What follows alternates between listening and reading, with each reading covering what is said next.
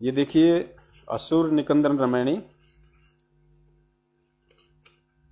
और page number है 49, 49 page number पे असुर, ये जो पवित्र भक्ति बोध है 3 टाइम की जिसमें आरती है, इसके पेज नंबर 49 पे आप देखिए परमात्मा हमें रोज पढ़ाते हैं और ये कोई सामान्य वाणियां नहीं है।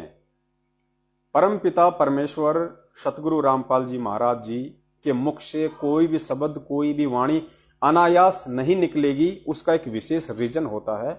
हम समझें या ना समझें ये एक अलग विषय है। तो रक्षा मंत्र में देखिए परमेश्वर हमें क्या पढ़ा रहे हैं।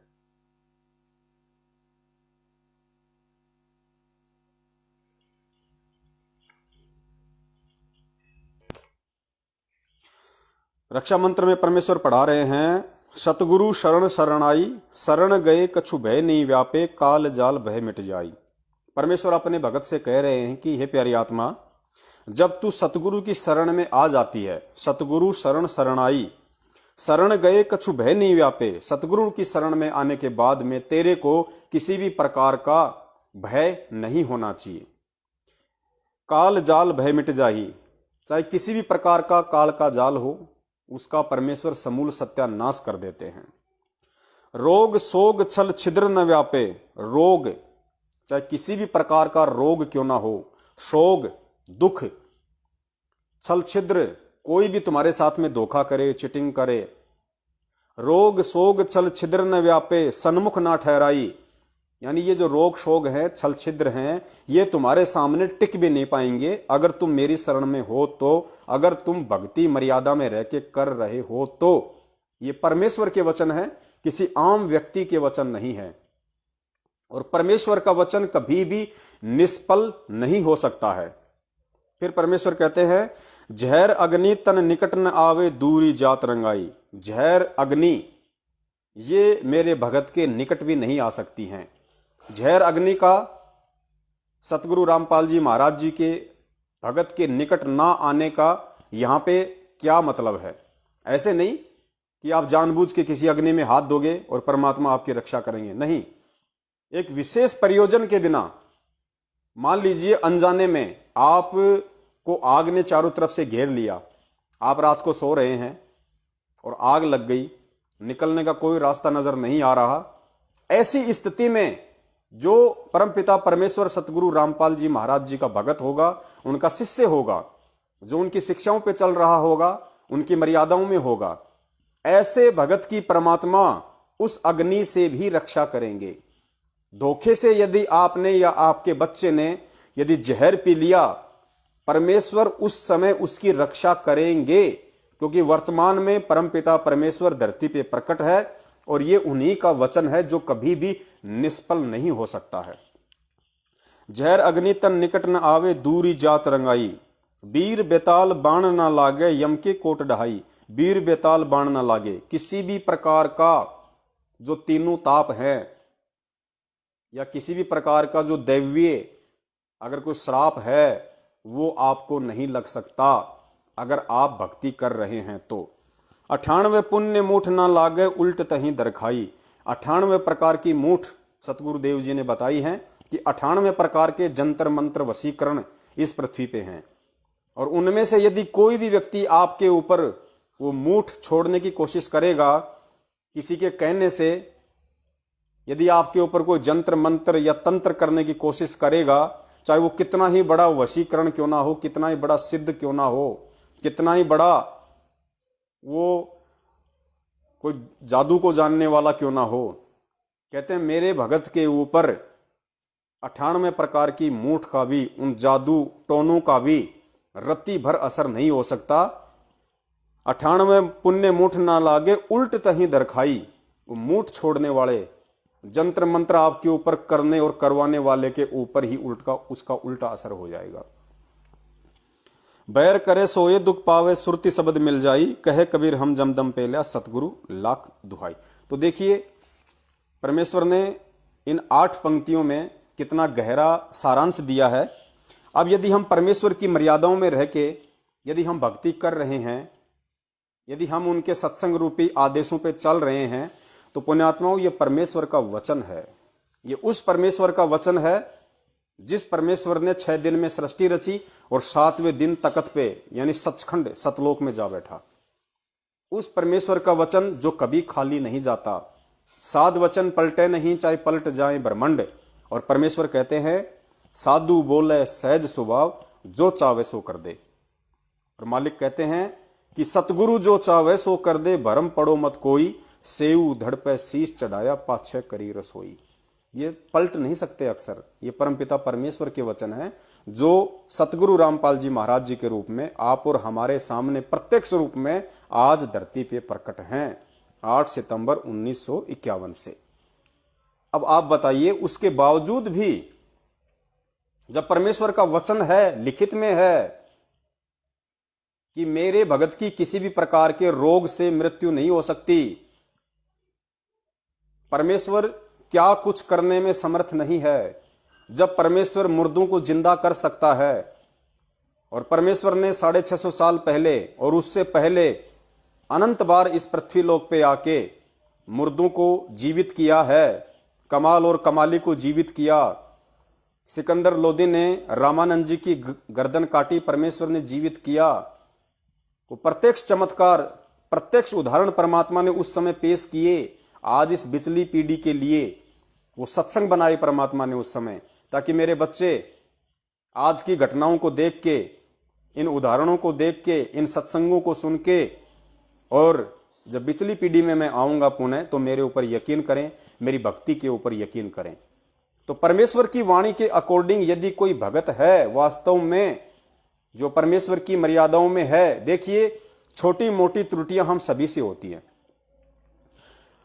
और उस परमात्मा के अलावा इस पृथ्वी पे ऐसा एक भी कोई जीव नहीं है जिससे गलती ना होती हो या जिससे गलती ना हुई हो।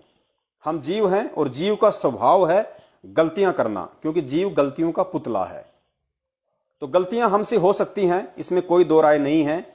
लेकिन गुरुजी ने बताया कि अगर अनजाने में आपसे कोई गलती हो रही है, अनजाने में चाहे आपको किसी ने धोखे से शराब पिला दी हो, चाहे आपको धोखे से किसी ने सब्जी में डाल के मीट खिला दी हो, अनजाने में आपको धोखे से किसी ने किसी देवी देवता का प्रसाद खिला दिया हो, तो गुरुदेव कहते हैं बेटा उसकी बिल्कुल टेंशन मत करना, क्योंकि मैं अंतर्यामी हूं और मुझे पता है कि तू ये कर्म जानबूझ के कर रहा है या तेरे साथ किसी ने धोखा किया है। तो परमात्मा अंतर्यामी है, वो हमारा पिता है।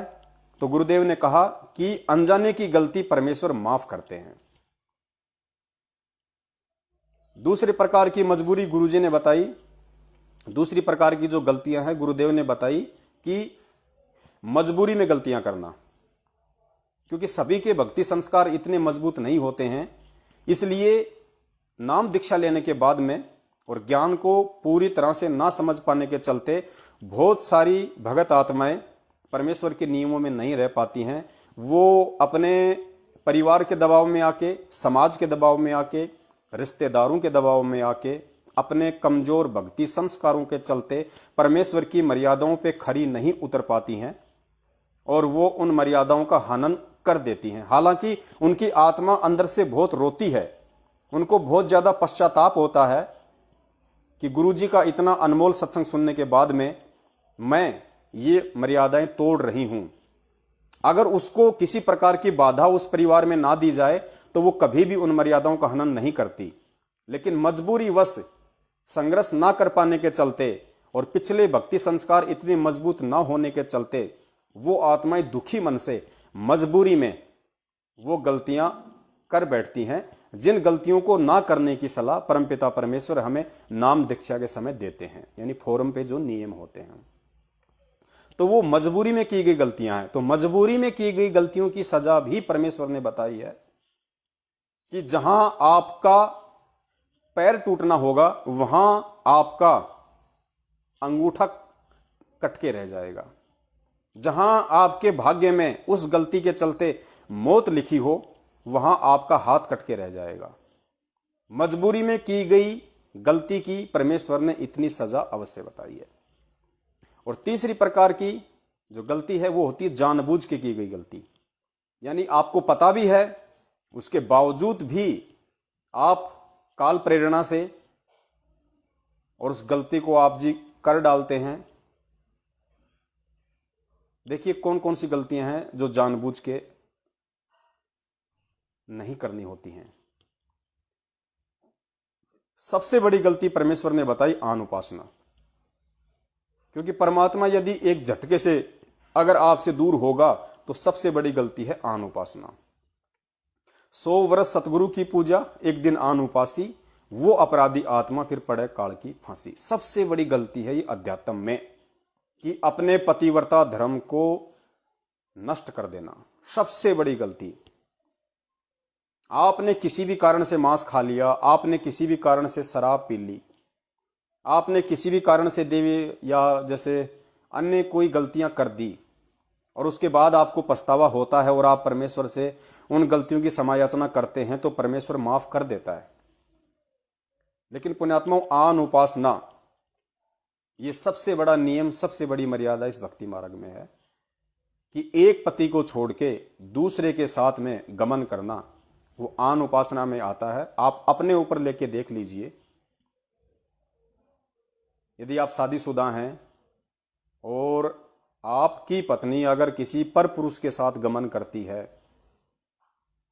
और आपको अगर पता चलता है उस बात का, तो आपके ऊपर क्या बीतेगी। ठीक है, समाज की लोकलाज में आके, रिश्तेदारों की लोकलाज में आके कि कल को लोग क्या कहेंगे, उल्टा हमारी ही बदनामी होगी, आप उसको अपना लोगे, लेकिन आपके अंदर में आपकी पत्नी वो जगह समाप्त कर चुकी है, वो प्रेम समाप्त कर चुकी है। आप कभी भी उसे माफ नहीं करोगे जीवन में, क्योंकि वो बात आजीवन आपको खटकती रहेगी। रही मन धागा प्रेम का, मत तोड़ो छिटकाए, टूटे से फिर ना जुड़े, जुड़े तो गांठ पड़ जाए। तो यही सारी चीजें आत्मा और परमात्मा के ऊपर लागू होती है, क्योंकि आत्मा का एक ही पति है, वो है परमात्मा, जो आज सतगुरु रामपाल जी महाराज जी के रूप में धरती पे आए हुए हैं। और उनसे नाम दीक्षा लेने के बाद, उन्हें अपना परमपिता परमेश्वर अपना पति स्वीकार करने के बाद, और वैसे देखा जाए तो पुण्यात्माओं, शरीर का पति भी वही है। पति यानी परमेश्वर, हमारे शरीर का बाप भी वही है, क्योंकि माता पिता की औकात नहीं है गर्भ में बच्चा बनाने की, वो नहीं बना सकते। वो भी उस परमेश्वर की रजा के बिना उस आत्मा को शरीर प्राप्त नहीं हो सकता।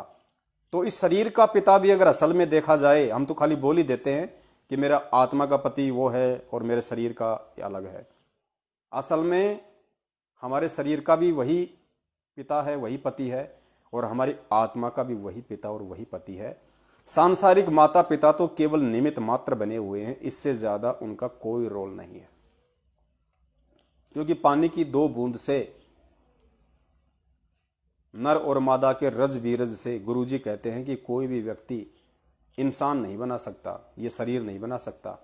पिंड प्राण जिन दीने दाना, गरीब दास जाकू कुर्बाना, ये शरीर परमात्मा का दान दिया हुआ है, ये परमेश्वर की नियामत है। माता पिता केवल नियमित बने हुए हैं। तो पुण्यात्माओं, दास का कहने का मतलब है कि हम उस समर्थ शक्ति की शरण में हैं, हम उस परम पिता परमेश्वर की शरण में हैं, जिसकी भक्ति अपनाने के बाद, जिसकी शरण में आने के बाद कोई किसी भी प्रकार का रोग आपके निकट नहीं आ सकता। देखिए, खांसी, सर्दी, जुकाम, बुखार, मौसमी बीमारी, ये एक आम बात है, ये हो सकती हैं, क्योंकि परमेश्वर आपको भी आपको सेट रखना चाहते हैं। अगर बिल्कुल ही आपके कुछ होगा ही नहीं, शरीर में अगर सारे सुख हुए, आपके घर में अगर सारे सुख हो गए, आपके अनाप शनाप माया आपके घर में आ गई, तो गुरुजी कहते हैं कि सबसे पहले आप भगवान से दूर हो जाओगे। इसलिए छोटी मोटी ठूं ठां परमात्मा जानबूझ के भी अपने भगत के रखता है, लेकिन ऐसा कोई भी दुख, ऐसा कोई भी संकट, ऐसा कोई भी रोग, ऐसी कोई भी महामारी परमपिता परमेश्वर सतगुरु रामपाल जी महाराज जी के भगत को तब तक नहीं हो सकती जब तक कि वो मर्यादाओं से पूरी तरह दूर ना हो जाए। ऐसी किसी भी महामारी से आप ग्रस्त नहीं हो सकते जो आपकी भक्ति के लिए बाधक बन जाए। बाकी नॉर्मल तो चलता ही रहेगा, क्योंकि हाड़मास का शरीर है, 36 प्रकार के इसमें जोड़ लगे हुए हैं। ये तो खुद वो परमपिता परमेश्वर एक आम व्यक्ति की भूमिका में ऐसी लीला करके दिखाते हैं। खुद भी परमात्मा जुखाम का बहाना करते हैं, सत्संग करते समय बीच में खांसते हैं। खुद परमेश्वर अपने भक्तों से जुखाम की, बुखार की टैबलेट मंगा के आश्रम में खाया करते थे, सिर्फ और सिर्फ एक लीला के लिए, ताकि छोटी मोटी समस्याओं के लिए बार बार आप परमेश्वर से मिन्नतें ना करो और परमेश्वर के ज्ञान को आधार बना के उन छोटी छोटी समस्याओं के लिए भी आप भक्ति पे ज्यादा ध्यान दो। क्योंकि जब हम भक्ति बोध के सरलार्थ में आगे चलेंगे, नित्य नियम के सरलार्थ में जब हम आगे चलेंगे, और जो प्रार्थना नाम का जो चैप्टर है इसके अंदर, उसमें परमेश्वर ने इस बात को बिल्कुल क्लियर किया हुआ है कि बच्चों, इस वाणी के नित्य पाठ करने से, यानी जो तीनों समय की आरतियां हैं उनके नित्य पाठ करने से हमारे शरीर के कुछ रोग भी ऑटोमेटिक परमेश्वर ठीक कर देते हैं। यानी हल्के फुल्के रोग भी परमात्मा इस नित्य नियम के रेगुलर करने से, यानी परमेश्वर के शब्द में कितनी शक्ति है, परमेश्वर की वाणियों में कितनी शक्ति है, हमें मालूम भी नहीं पड़ता, और हमारे बहुत सारे समस्याएं, प्रॉब्लम, बहुत सारे रोग इन वाणियों के नियमित पाठ करने से ही परमात्मा काट देते हैं। ये प्रार्थना नाम के चैप्टर में लिखा हुआ है। तो दास का कहने का मतलब है, पुण्यात्माओं, फिर जो आत्माएं कोरोना से वर्तमान में मर रही हैं, वो आत्माएं क्यों मर रही हैं? जो संक्रमित हो रही हैं वो क्यों हो रही हैं?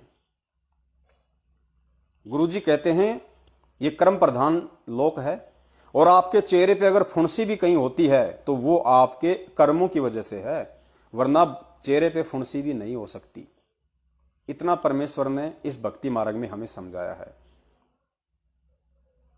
तो जो लोग मर चुके हैं कोरोना से, या जो लोग मर चुके हैं इशार की तारीखों पे जाते जाते, जो लोग मर रहे हैं मुंडका, जिंद, भिवानी, सिंहपुरा, रोहतक के आश्रमों में आते जाते, जो लोग मर रहे हैं कुपात्र, सतलोक आश्रम मैनेजमेंट हरियाणा के फर्जी नामदान केंद्रों पे और फर्जी आश्रमों में, जो दिल्ली का मुंडका, रोहतक का सिंहपुरा, जिंद, भिवानी या और भी कहीं इन्होंने खोल रखे हैं, बैतूल वगैरह में, वहां जाते जाते भी, ज्योति पाठ करवाते करवाते भी यदि भक्तों की अकाल मृत्यु हो रही है इस परमपिता परमेश्वर की शरण में आने के बाद, तो पुण्यात्माओं आप ये कन्फर्म मान लेना कि आपके ऊपर परमपिता परमेश्वर का आशीर्वाद नहीं है। क्यों? क्योंकि आप उनकी मर्यादाओं में नहीं हैं। अब आप सोच रहे होंगे, भाई हम तो पाठ भी करवा रहे हैं, हम तो ज्योति भी करवा रहे हैं, हम तो सतलोक आश्रम मैनेजमेंट हरियाणा के आश्रमों में भी जाते हैं, हम तो नामदान केंद्र वालों के संपर्क में भी हैं, ये जहां बुलाते हैं हम वहां जाते हैं, जो आदेश देते हैं हम उसकी पालना करते हैं, फिर भी हमारे घर में इतने दुख, समस्याएं, प्रॉब्लम क्यों हैं?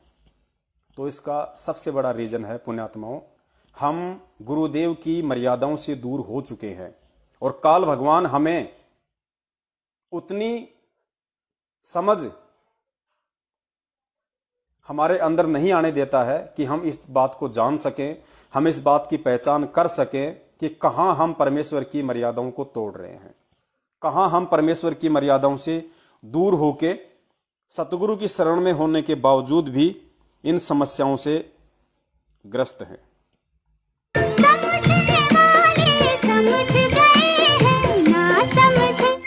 ना समझे वो अनाड़ी है।